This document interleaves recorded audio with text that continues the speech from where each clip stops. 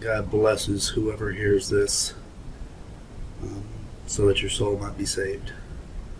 Um, by way of introduction, my name is Shawn. I was born not born, but raised in Bernice, Louisiana, small town, population 2,500. Technically right outside of it in a small community by the name of Pisgah. When I was 19 years old, I joined the Marine Corps, and I actually have this to show you. This is my military ID. That's me as a staff sergeant in the Marines. I know that I've gained a lot of weight.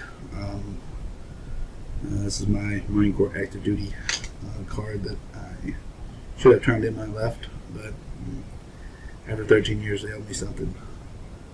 I only had another 7 to go to retire, but just wasn't happy, so I got out, and now I'm living in California. I am happy now. I've married, have a beautiful little baby girl.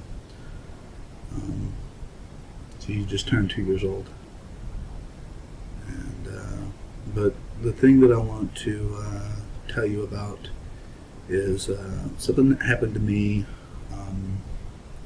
while I was still in the Marine Corps. And this is my testimony of hell.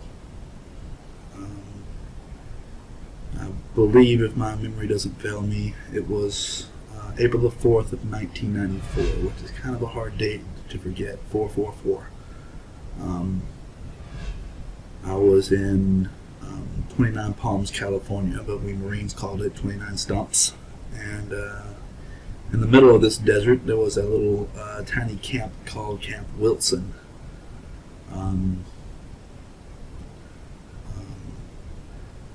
I was in the middle of a training cycle because I was with artillery, and every time we go from Camp Lejeune, North Carolina, to 29 Palms, California, to do training, we stay there for 2 months. In the very middle of it, we have a 4-day period of leave. We call it a 96, which is 24 times 4. Anyway, if you do the math in your head real quickly, you'll see that it's 96 hours. I was at that time not a what I would consider a Christian. I'd grown up in a Baptist church. I knew about heaven and hell, and as much as anyone can know when you're only 22 years old. But I wouldn't really consider myself a staunch Christian. At that time, I was pretty much doing my own thing, living my own life, my own way. Was not married, but still sleeping around, drinking alcohol, smoking cigarettes, just basically living the life of a hellion. and during this 4-day period that we're waiting for one set of ground pounders, or grunts as we call them, to go home, and the other ones to come to California for training, because they only train for 3 weeks when they go to California. So one company leaves, the other one comes back, and it's a 4-day transition. During that 4-day transition, we as artillery are given an alternative between 3 choices. 1, stay at the camp because you're completely broke. 2, go to Disneyland or Disney World, whichever it is in California. And 3, to go to a Vegas package, obviously, which is drinking, gambling, so on and so forth. I myself had drank like a fish pretty much every night, so I was broke, along with 2 other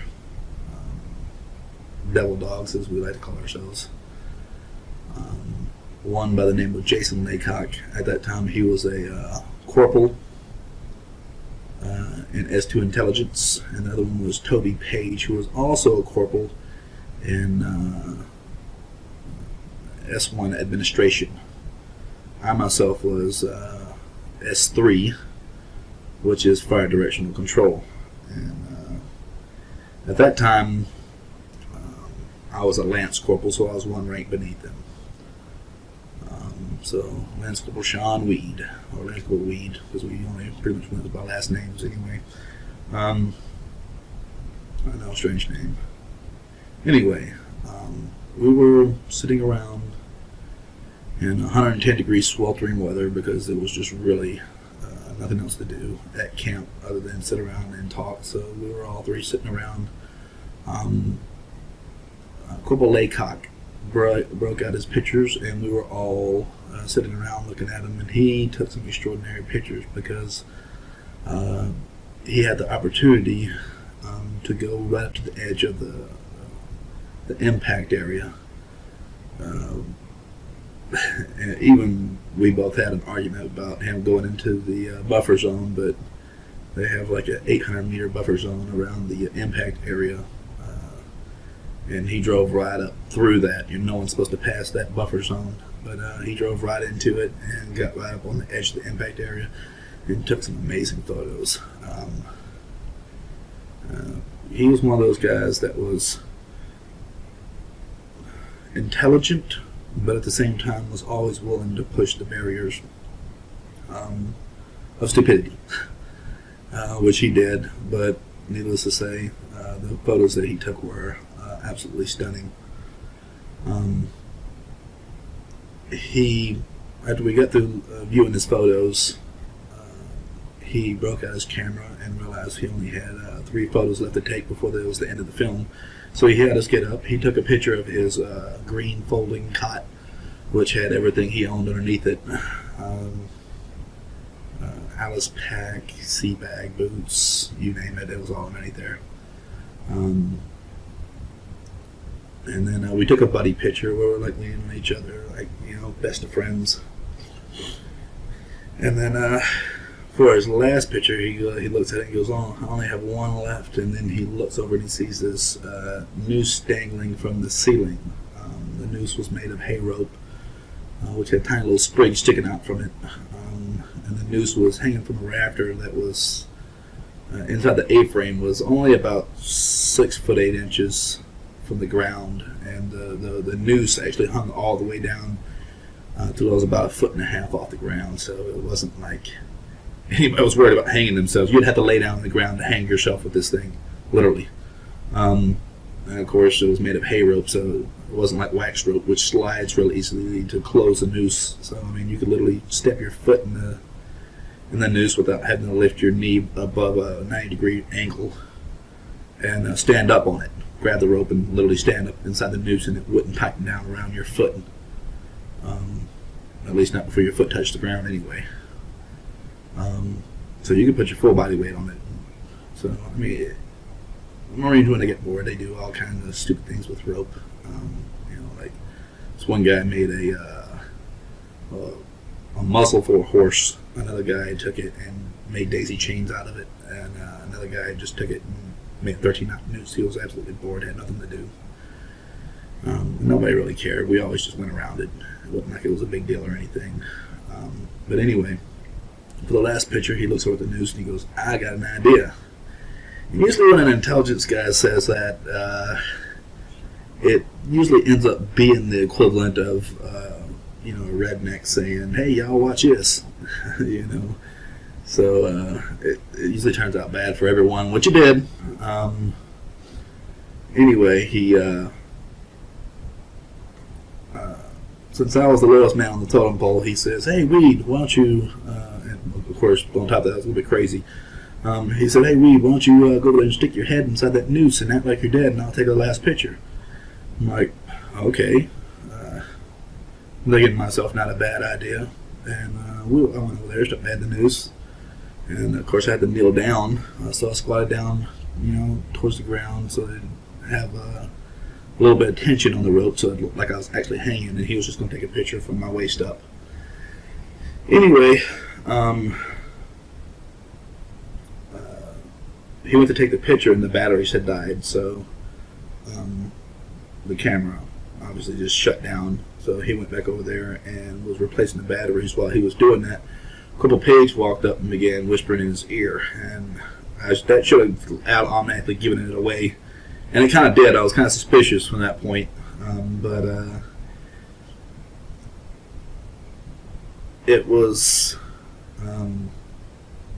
those suspicions were kind of like thrown out when Corporal Laycock looks at him, and goes, "No, that's not the way it works. If I buy, you fly."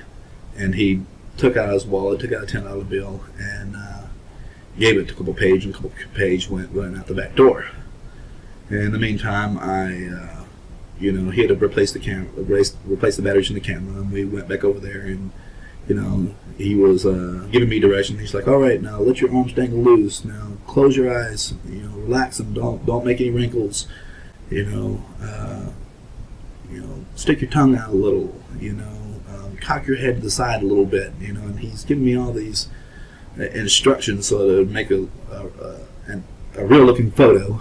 And I didn't know it, but at that time, he was using his voice to mask the footsteps that were sneaking up behind me. Corporal Page had gone out the front door and came in the back door right behind me and was sneaking up on me. He grabbed the knot and slammed it down around my throat, just as I had exhaled. So immediately I stood up, stunned, because I didn't know. Number one, I didn't know that he was sneaking up behind me. Number two, I just got this rope slammed down around my neck, and number three, I couldn't breathe. So I immediately stood up, and I knew I had just seconds left, maybe 6 to 8 seconds, because I had just exhaled and I couldn't breathe back in. So I jammed a finger into the knot and actually scratched my neck in the process of doing it. I had a finger in the noose, and I grabbed the knot in the back, and I was pulling against it. But what I didn't understand is that the rope comes down through the knot, comes off to the side around your neck, and then comes back up through. So if you don't grab this knot and twist it over to the side, you'll never get this rope to slide because it's at an L. It's like this. It's hooked into there, and it won't come loose until you straighten it out. Of course, it was on the back of my neck, and I didn't have all that much time to think about it. So I'm just grabbing the knot and pulling for all that I'm worth. And with one finger, it was just not enough strength. So I shoved another finger in there and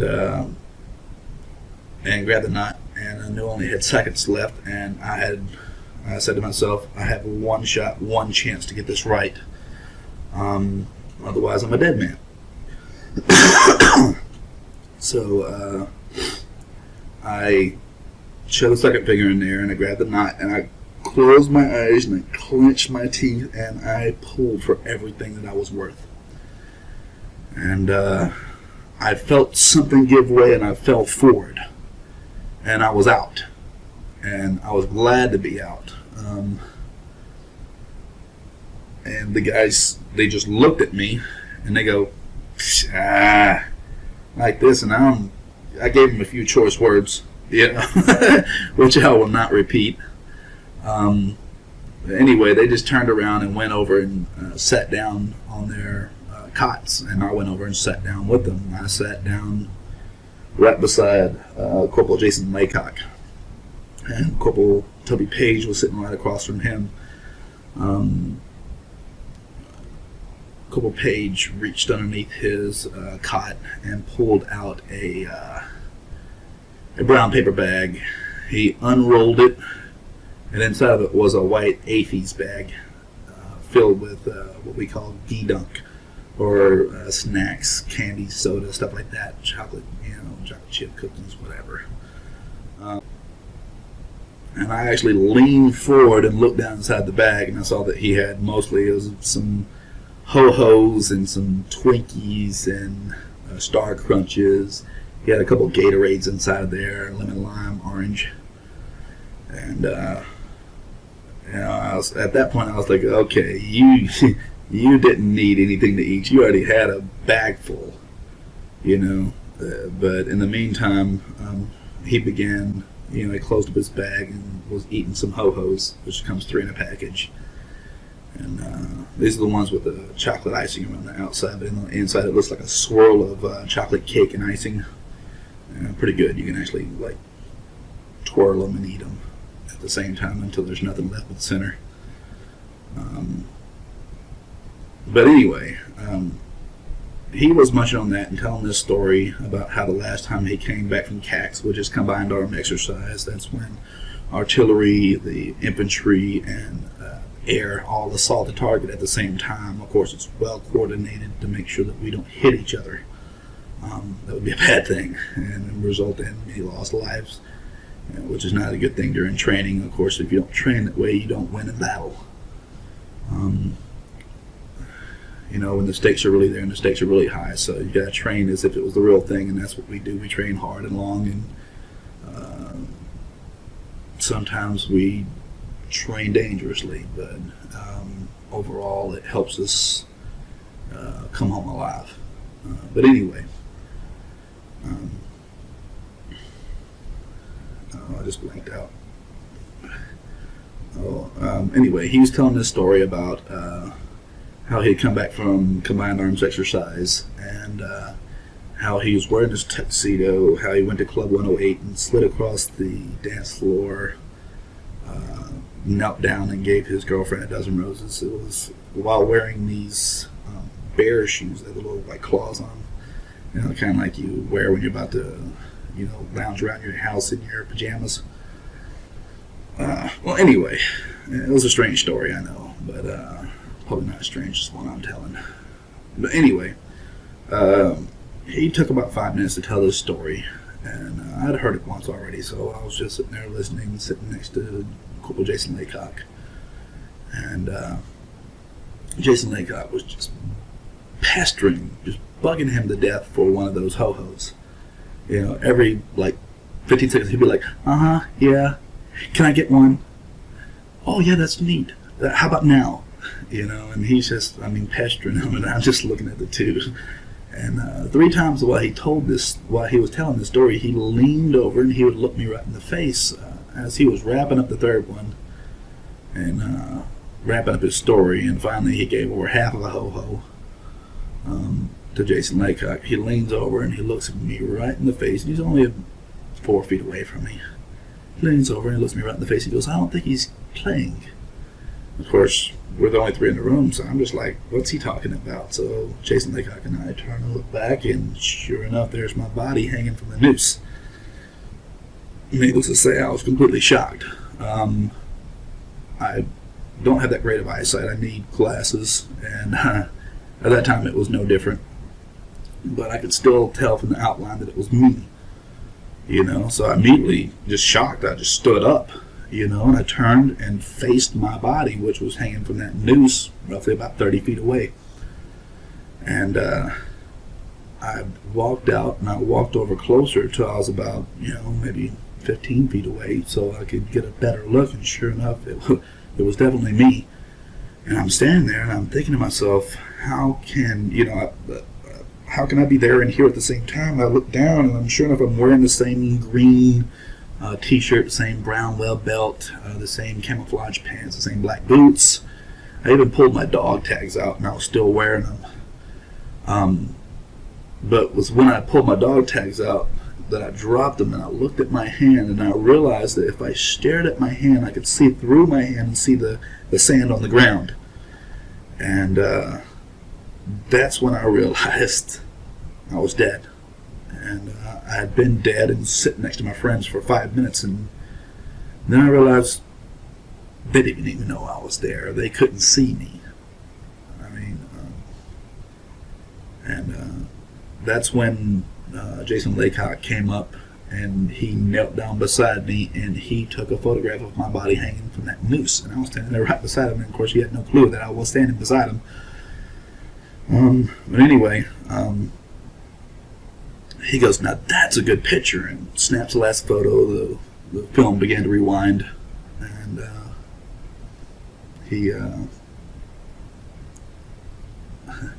Corporal Toby Page walked up and looked beside him and just gave him this stupid look like, are you, and he actually said exactly what I was thinking, are you retarded? He goes, look at him. And of course he was saying a few expletives, which I will not repeat, but he goes, look at him. He goes, his nose is blue, his lips are blue, his eyelids are blue. There's drool hanging out of his mouth all the way down to the ground. And he goes, are you a bleeping retard? You know? And he stood up and he took a couple steps forward. I mean, because Jason Laycock has these really thick bottle lens glasses, and his eyesight's no better than mine. And I give you a basic description of Jason Laycock. Jason Laycock was in S2 intelligence, very intelligent guy. Despite all the funny things you can say about intelligence people, he really was intelligent. Kind of nerdish, a little bit underweight, probably about 110 pounds, 5'10", maybe 5'9", and but not a bad looking guy. I mean, if he had packed on a few more pounds, maybe 30, 40 pounds, he would, I'd put him in the handsome category. But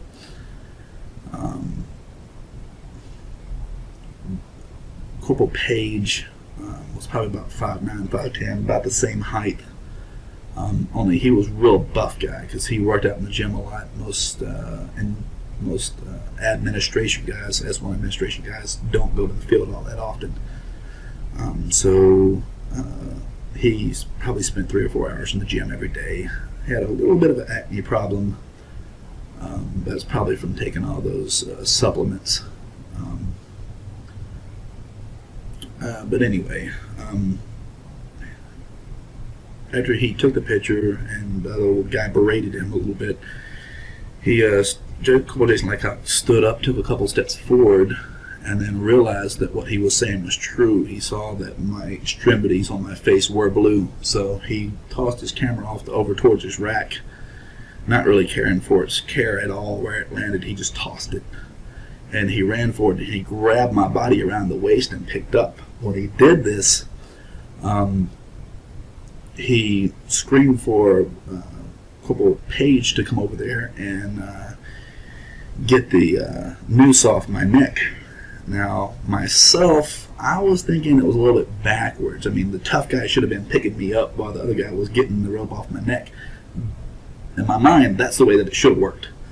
I'm glad that it didn't work that way, though, because otherwise I would still be in that noose. Because Corporal Page, for all his strength, barely got the noose off my neck. And I mean, he had to really struggle with it, and it was something to watch him struggle with it. While he was struggling with it, I actually thought to myself, you know what, I'm going to try to step into my body and stand up. And bad idea. When I tried that, when I stepped forward trying to step forward into my body, it was just like somebody slugged me. I mean, just as hard as I could possibly be hit. And the sense of vertigo came over, it overtook me and just weakened me. So I actually stumbled backwards like dizzy. And I said, okay, bad idea. And that's actually when I became concerned. I wasn't too concerned before. Even though I realized I was dead, I was not concerned about it, which is an odd thing, I know. And mostly unbelievable. I mean, I was just mostly in shock.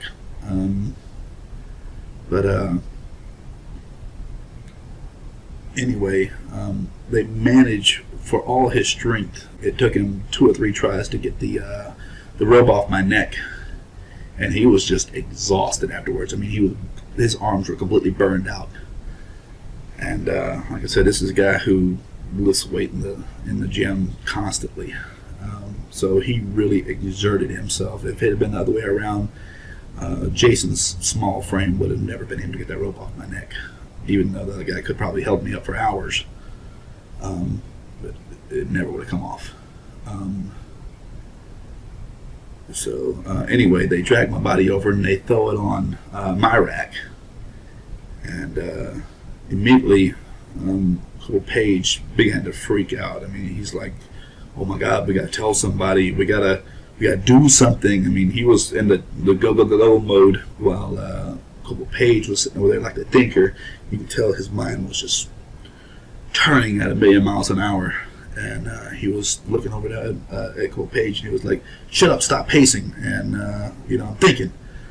I mean, he was the thinker. I mean, if he could have come with a way or a story to throw over this so that they could have gotten out of it, he would have been the one to come up with it. While the other guy was just completely freaking out. In the meantime, I thought, okay, well, this is my opportunity. My body's not moving around anymore. It's laying down. It's, in a stable position. I'll just lay back down into my body.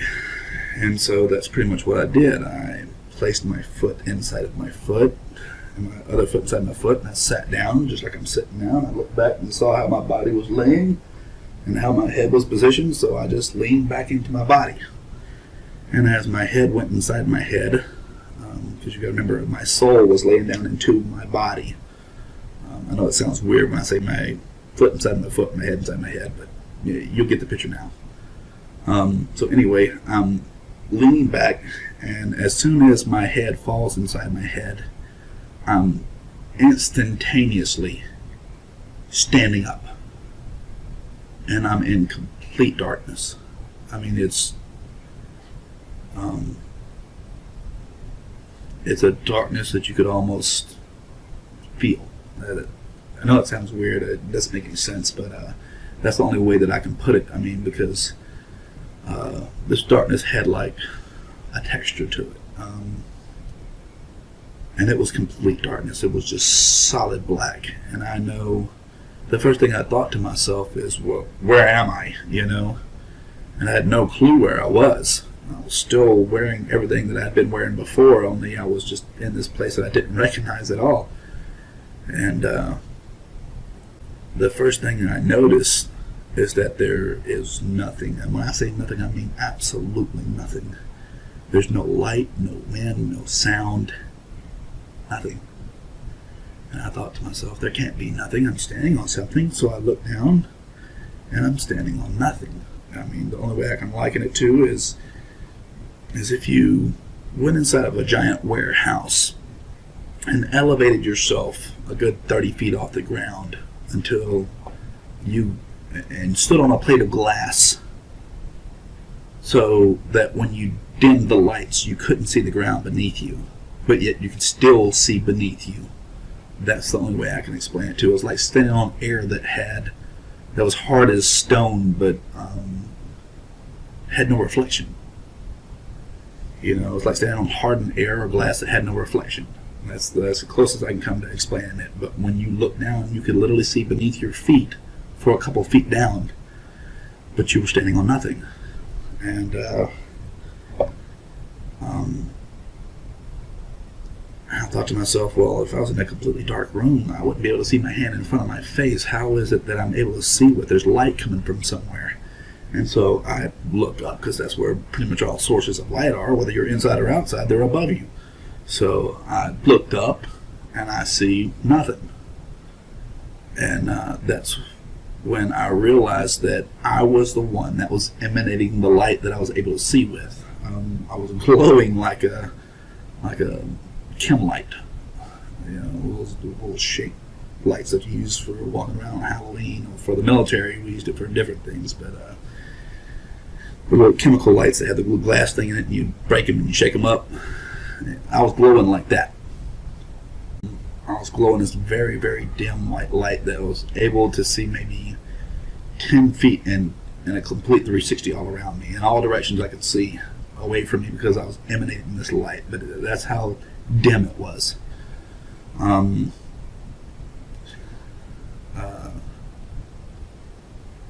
I thought to myself, okay, well, I don't understand how I'm emanating this light. It doesn't make any sense to me, but what I do know is one thing. I'm standing on some kind of ground. And I thought to myself, if there's a ground, maybe there's a ceiling. So I went to reach my hand up, and as I reached my hand up,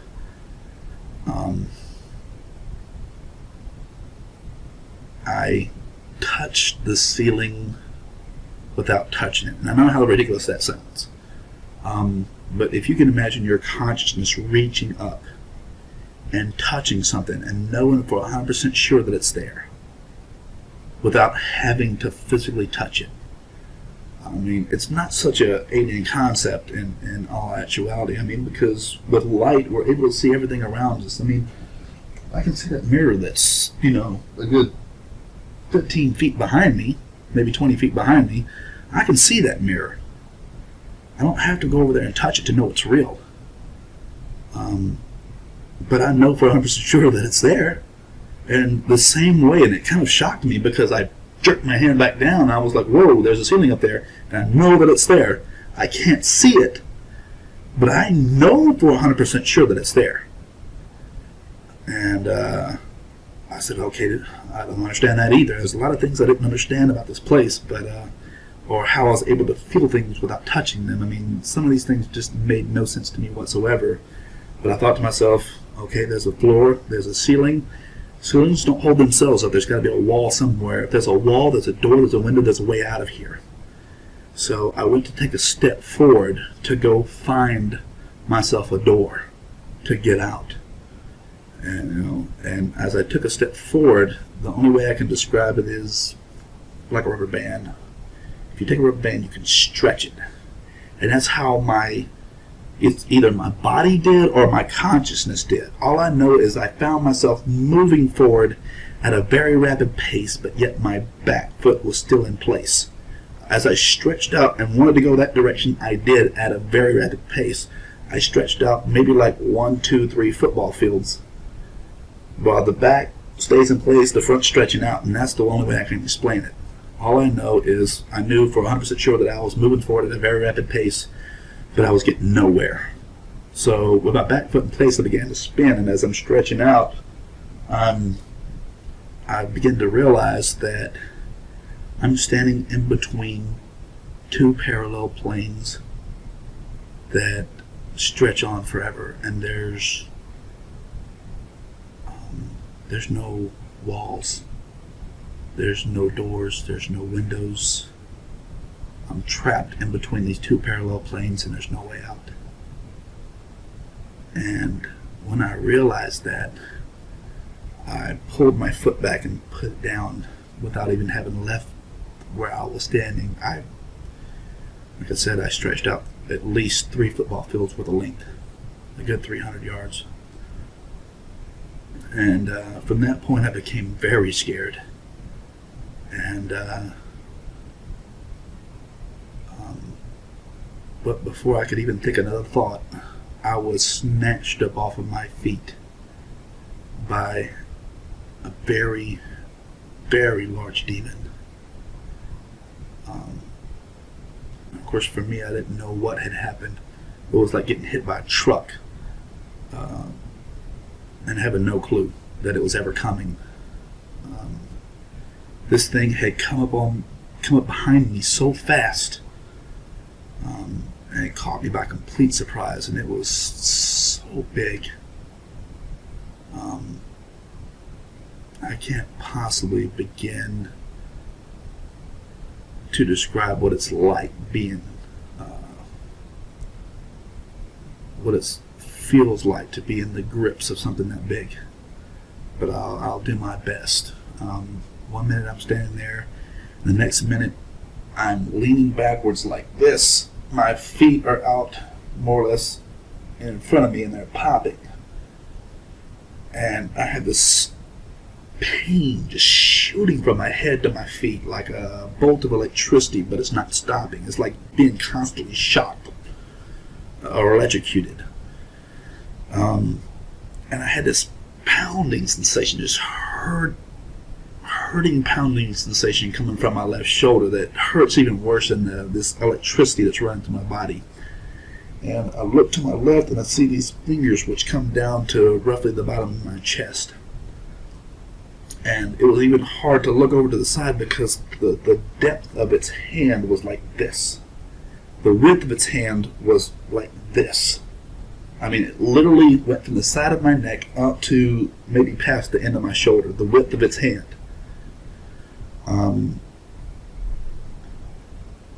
The color of its skin was black and red. Now, I don't know if it was red with black shadows moving across it, or if it was red with a black oily substance like a cloud moving beneath the skin so that it makes it have a perception of moving while it's standing still. You know, kind of like the sky stands still and the clouds move across it. Kind of like that. I'm watching these giant red fingers with blackness moving through it. Now, like I said, I don't know if it was shadows or if it was a substance beneath the skin. All I know is the fingers were very big. Each one was about this big around and roughly about this long. And this thing was crushing my left shoulder. Now, one thing I do understand in retrospect is that pain when you have no body. When you have a body, I can break a finger, and it only hurts here, where the break is. It doesn't hurt at my feet.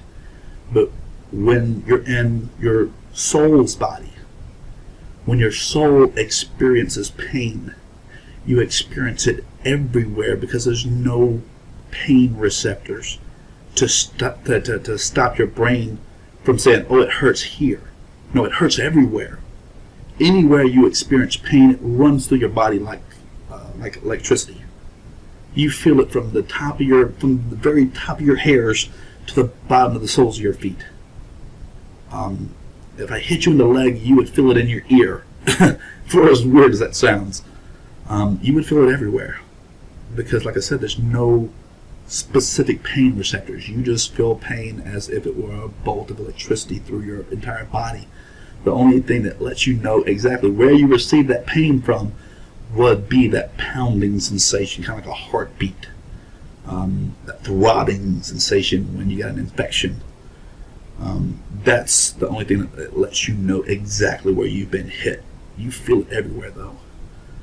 And this thing had a hold of me, and I'm looking down at these fingers, and I'm just thinking to myself, what is this that has a hold of me? And as I'm thinking this, I understand now, also in retrospect, that anything that you think in this place can be heard as if you had spoken it out loud.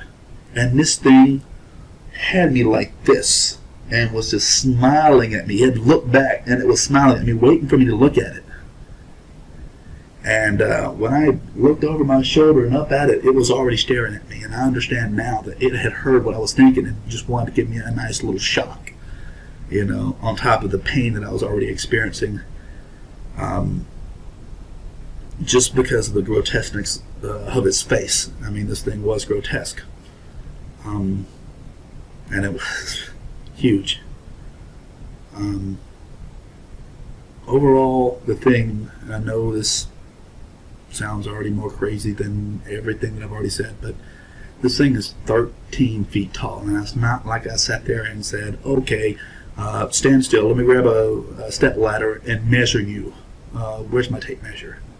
You know, no. Anything that you want to know in this place, all you have to do is ask it. Ask it in your mind or ask it out loud, and the answer will be given to you. It doesn't matter. And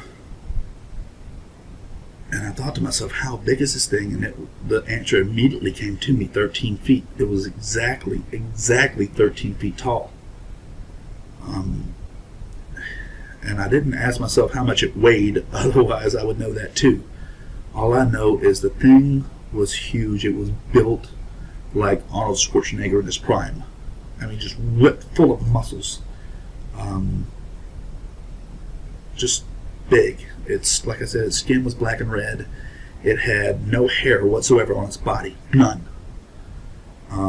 Like no hair up here, no mustache, no beard, no hair on the knuckles like I have. Just completely hairless. It's completely humanoid in shape, though. I mean, it had 2 legs, 2 arms, 1 mouth, 1 nose, 2 ears. Other than that, it looked completely human. The differences was this, where our eyes are white. Its was yellow, and where the iris of our eyes can be green or blue or brown, its was gold and diamond shaped like a snake's. And It had a really flat nose. I mean, just looked like somebody was literally pushing its nose against its face, and its nose was easily as wide as its mouth. So really flat, really wide nose, and gleaming white teeth. I mean, perfectly shaped, just like a human's. A little bit better than mine. And it had, the only thing that looked really strange about its teeth was it had, where we have our canines, it had two tusks coming up out of its mouth like a boar, like a wild pig. It was like I said, it was just very large, 13 feet tall, and just extremely muscular. And this thing, like I said, it just picked me up like I weighed nothing to it. And it was taking me along for a ride. And but just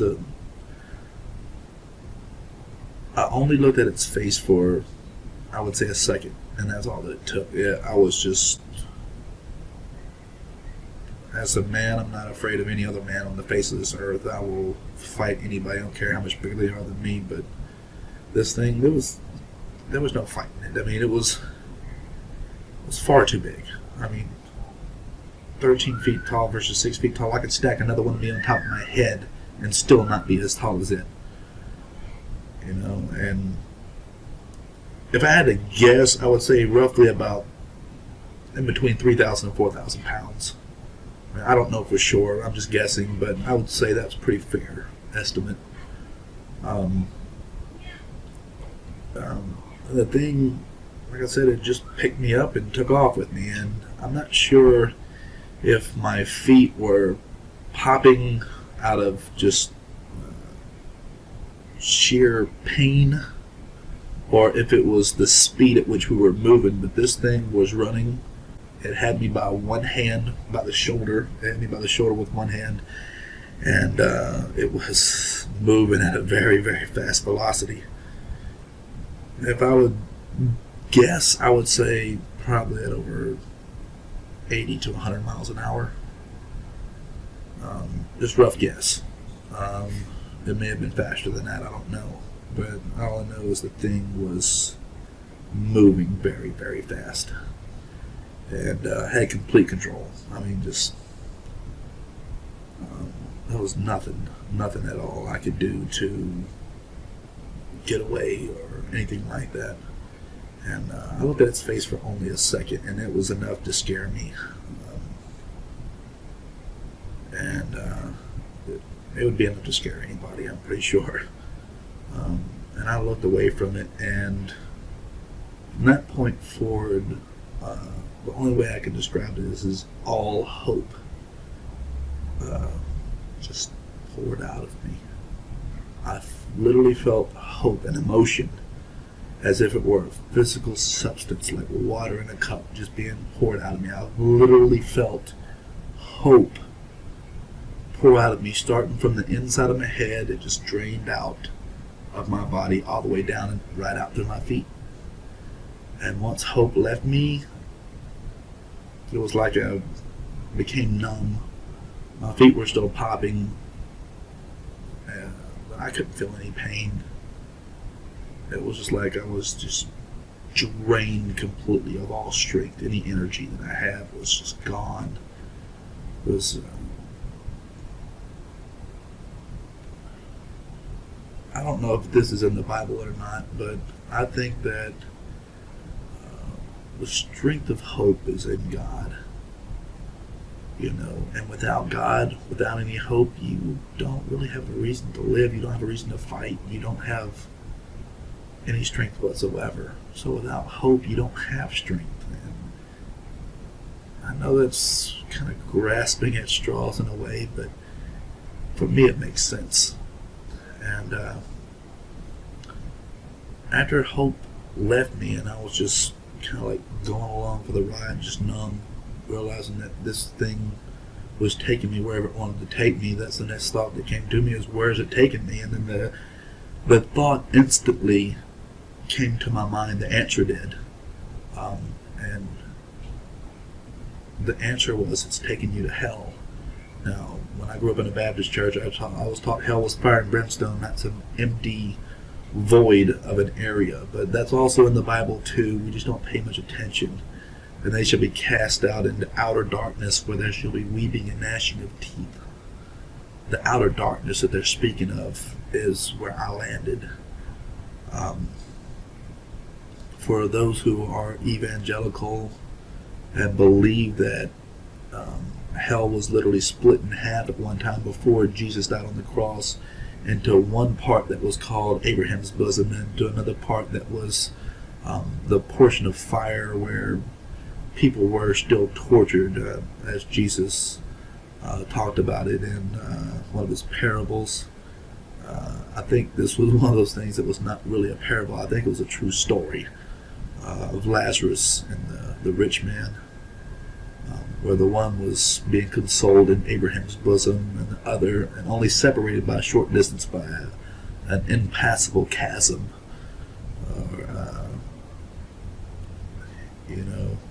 But I think that they were both portions of those things were in hell, but the demons couldn't cross over into the nice part. And I believe, and this is just my own personal assumption, that when Jesus descended down into hell, he descended not down into the fire and brimstone portion of it, but down into the Abraham's bosom portion of it, and he took those people back with him, and more or less took the land with him and all the people, and connected it to the city of God, which is where he came from.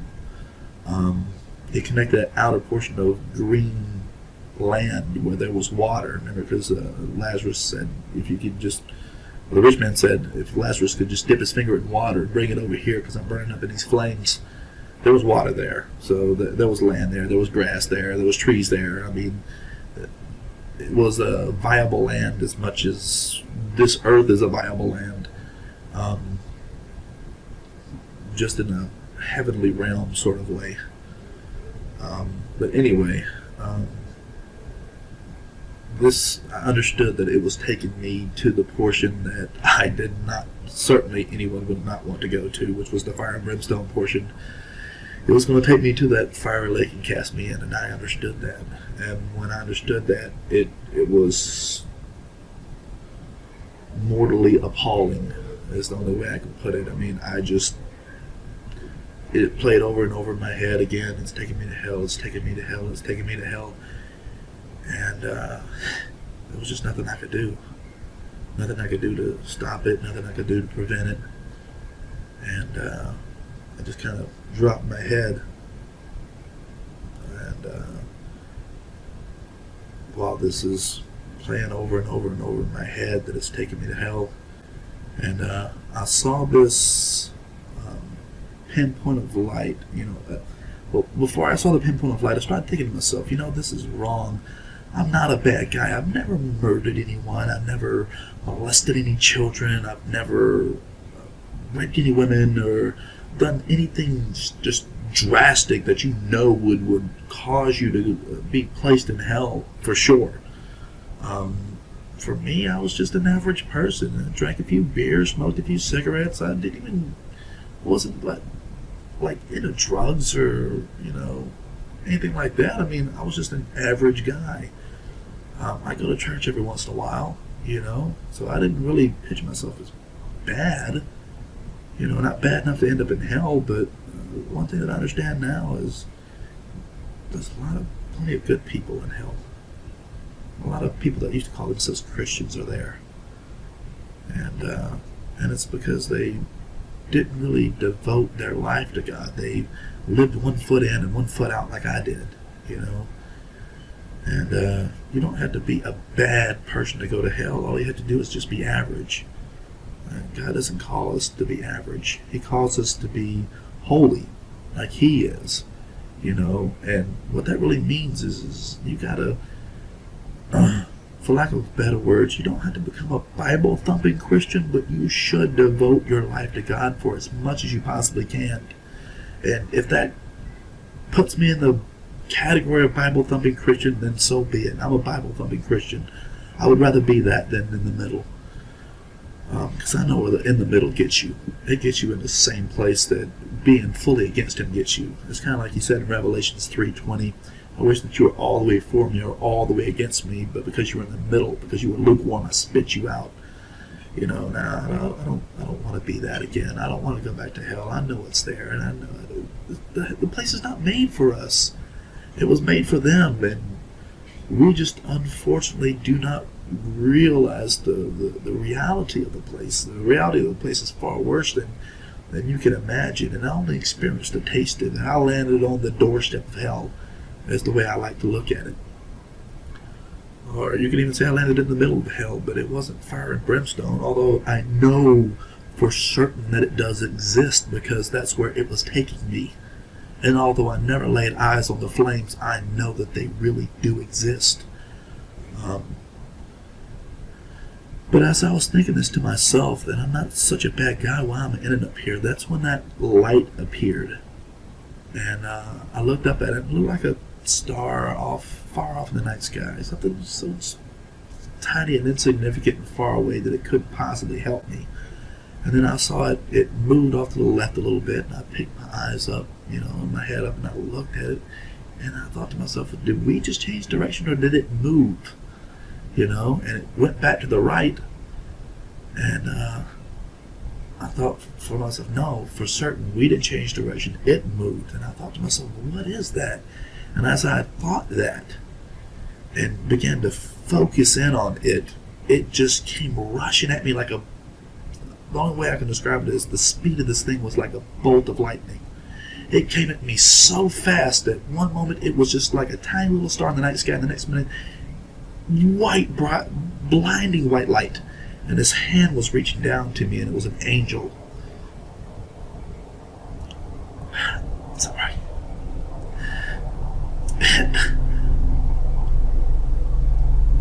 And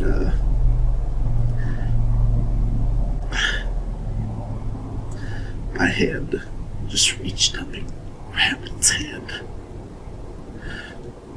I was thinking to myself, I'm going to reach up there and grab his hand, and this hand is going to save me, because that's all that I saw was just a hand. But my hand knew what to do. It was like having a baseball thrown at your head. Somebody says heads up, and you just reach up and grab it. It's a reflex. My hand just reflects, and a reflex just jumped up and grabbed this angel's hand. And as soon as I touched its hand, we were all motionless and all standing back up on this ground that you can't see. And this beast, this demon, is still had me by the shoulder. It was kind of almost even leaned over a little bit to grab me by the shoulder. And I could instinctively, I knew to stand still, because if I had moved, I know that would have ripped my shoulder and my arm off at the same time and just beat me with it. I mean, the thing was just that massively strong. I knew within me there was something telling me, don't move. And I'm just standing there, staring up, looking at this angel. And the angel itself, to describe it for you, was 9 feet 6 inches tall. It had brown wavy hair pushed to the back. It had an olive color skin. It wasn't really white, wasn't really black, it was somewhere in between, but the light that was emanating from within it was so bright white that it almost practically overshadowed the color of its skin. You couldn't even really, you had to stare to see the color of its skin. And I keep saying it because it's an it. It's not really a he or a she. Although the body is shaped like a he.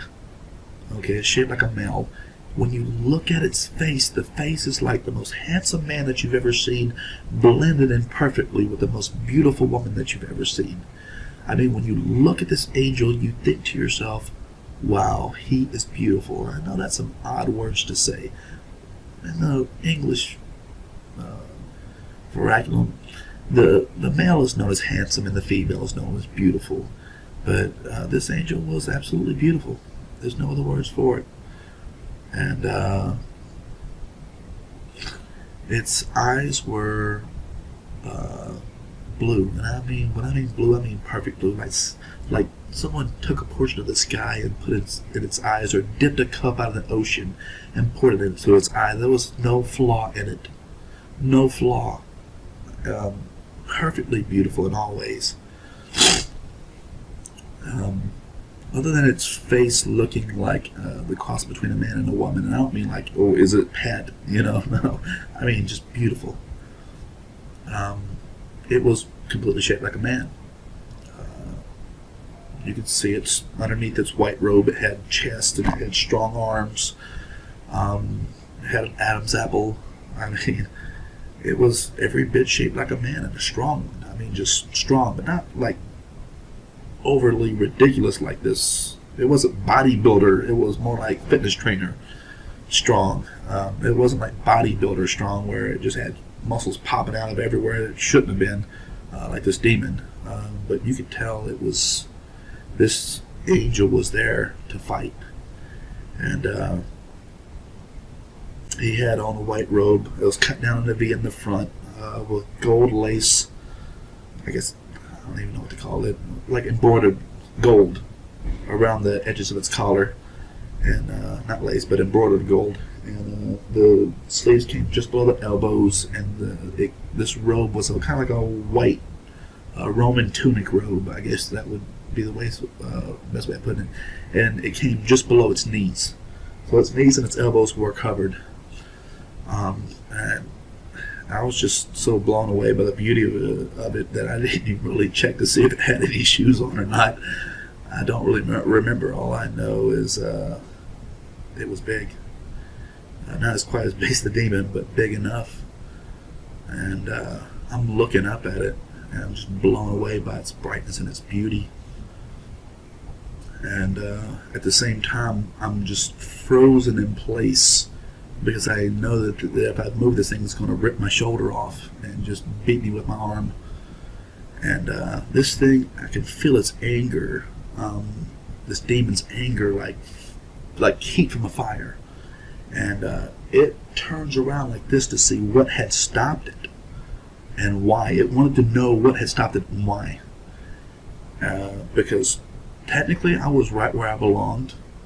And once you're there in hell, you don't normally get a chance to leave. So it owned me like a piece of furniture, like your car. It owned me, and it wanted to know why it was being stopped. So it turned around and was ready to fight. Make no mistake, this demon was ready to get down in the worst way. But as it whipped around, this angel its speed was incredible, and it just rushed forward and with an open palm hit this demon, and it had to angle its arm upwards at about the height of its head to hit this demon in the chest. And it hit this demon with such power. I mean, I can't describe the fierceness of the power of this thing, but it hit this demon with such force that its hand was literally ripped from my shoulder. It had no clue what had hit it. By the time it had even turned its head, it was already hit. And this demon was hit with such force that it literally folded up and started flying backwards, folded in half like this, flying backwards. And I'm just watching it fly backwards and skip off this ground that you can't see, like a stone over water. And this angel looked at me and he called me by a long name. And I immediately understood it to be mine. It was a heavenly name. But as soon as it called me this name, it took it from my mind. It called me this name to let me know that, more or less, that I still have a chance to make it into heaven. You know, like, I have a heavenly name. I squandered it. I wasted it. And if this had been my ultimate time, my last breath, for real, that's where I would have stayed. But when he called me this long name, it was a feeling of home. You know, like when your mom calls you for dinner or supper, however you want to say it, and you know that it's time to go in and eat, and you're all happy, you know, because you just stayed outside playing forever, you know, and you're about to go in and sit with your family. It was like that. It was a feeling of home, and it looked at me and it began to speak to me, and its voice was like a waterfall. If a waterfall could speak, it was like a rushing sound in your ears, like Shawn. And I understood later on that it was converting my understanding to understand its language. It didn't descend down to my broken language of English.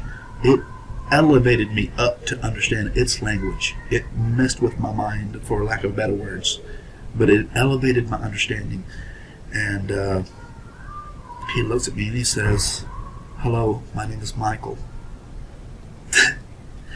And I immediately knew that this was the archangel of the Bible that spoke of the archangel Michael. And I can tell you for certain, I've seen them both. I've seen the archangel and I've seen Jesus, and they look nothing alike. And they are not the same being.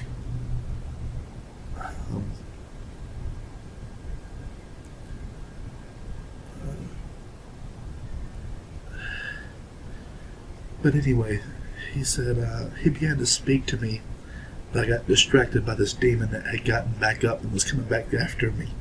It was coming back to get me. And it was coming back to fight this angel for my soul. And so I turned back because I knew that it was coming. I'm sorry. So it was, this angel was still talking to me, so I wasn't really listening to it. I was too focused in on this thing, and it was getting bigger. It was running back after me, and it was getting faster, and it was getting bigger, so it was coming back after me, you know, from this great distance that this angel hit it. And so I looked back at him like, whatever you got to say, please just hurry up and say it, and if you're going to get me out of here, please get me out of here. You know, and this is what I was literally thinking. You know, and he just looked at me and he gave me a saddened look. And he looked at me and he just goes, "Your time has not yet come. It's time for you to go." And he points his finger, and when I stepped in that direction, my soul immediately went back to my body. Just as fast as I had appeared in this place, I left this place, and I was back in my body, laying on that cot where I knew I should have, my eyes opened. And it took me a good 20 minutes to get to walking again, simply because my entire body had fallen asleep. And I'm almost certain that after having been dead for 8 minutes, that there must have been angels there jump starting everything in my body again, because there would have been no blood flowing anywhere.